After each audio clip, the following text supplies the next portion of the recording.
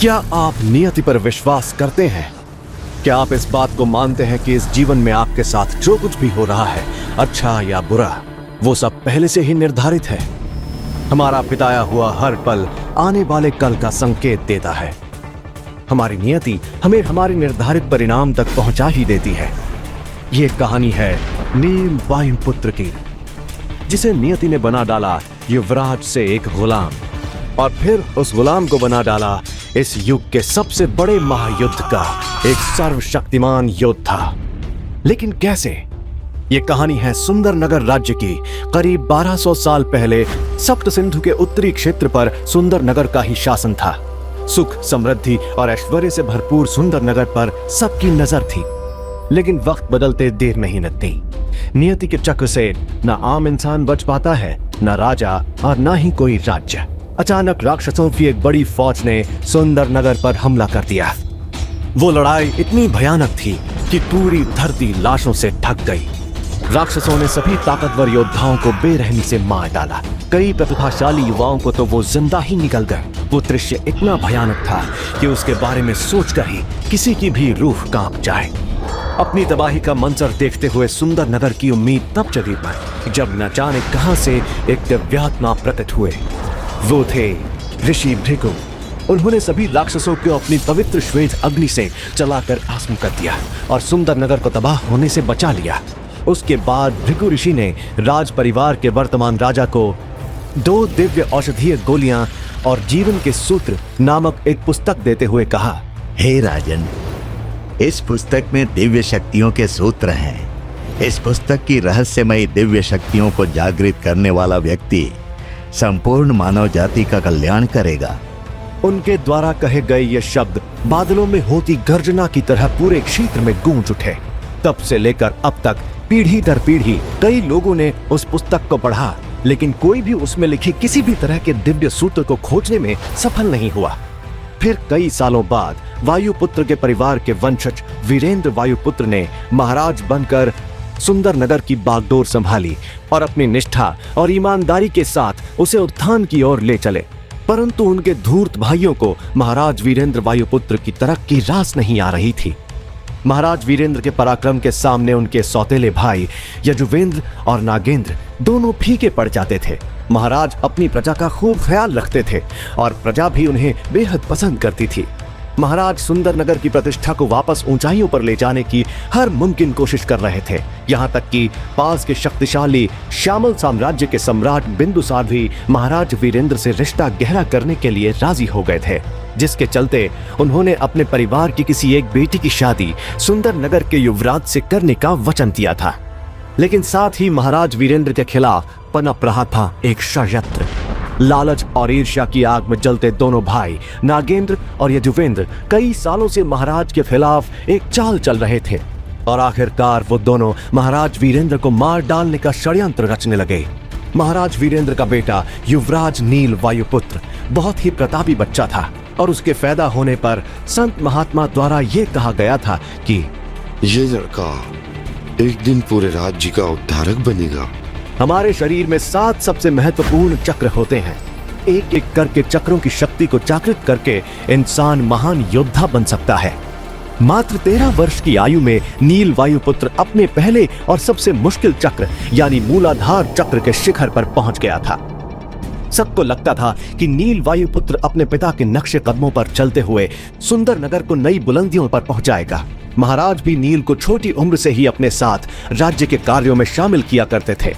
पता नहीं क्यों, लेकिन नील को कभी भी अपने दोनों चाचा कुछ ठीक नहीं लगते थे और उसे यह भी समझ नहीं आता था कि उनकी धूर्तता को महाराज नजरअंदाज क्यों कर देते हैं।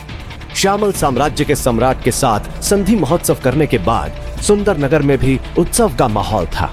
राजमहल में युवराज नील भागते हुए बड़े से कमरे का दरवाजा खोलकर अंदर आता है। तभी उसे कक्ष के कोने में एक बड़ी सी कुर्सी दिखाई दी जिस पर कोई बैठा था, लेकिन उसकी तरफ पीठ होने के कारण वो कुर्सी पर बैठे व्यक्ति का चेहरा नहीं देख पा रहा था। कुर्सी पर बैठे व्यक्ति का चेहरा देखते ही नील की नन्ही आंखों में खौफ उतर आया। उसकी आंखें फटी की फटी रह गई और वो जोर से चिल्लाया, पिताश्री! पिताश्री! महाराज वीरेंद्र के मुंह से खून की धार बह रही थी। और उनका चेहरा पूरी तरह से नीला पड़ चुका था। ऐसा लग रहा था जैसे महाराज को घातक जहर दिया गया हो। नील, मेरे बच्चे, तुम आ गए। आपको क्या हुआ है पिताश्री? मैंने तुम्हें एक किताब दी थी, क्या तुमने उसे पूरी तरह से समझ लिया है? हम इस बारे में बाद में भी बात कर सकते हैं, पहले हमें वैद्य जी के पास चलना चाहिए।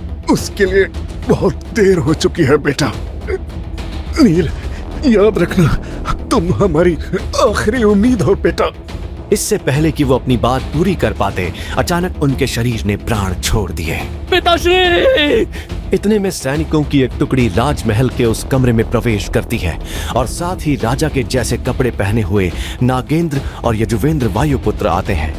अपने पिता की मृत्यु पर रोते हुए बिलखते नील पर वो जरा सी भी दया नहीं दिखाते और सैनिकों को नील को कैद करने का आदेश देते हैं। उनके षड्यंत्र से अनजान मासूम नील झंझलाकर बोला, छोड़ो मुझे, मैंने कुछ नहीं किया है, मुझे नहीं मालूम पिताश्री को किसने मारा।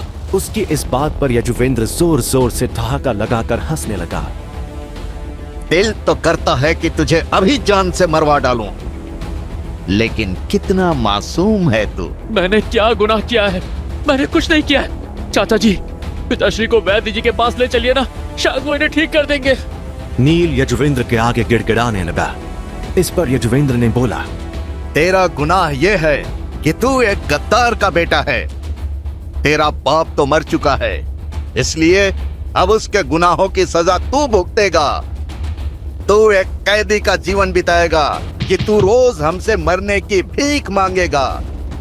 तभी पीछे खड़ा नागेंद्र एक तिरछी मुस्कान के साथ कहता है, अगर तेरी बहन नीलिमा सप्त सिंधु आश्रम ना गई होती तो उसे मैं खुद अपने हाथों से सजा देता।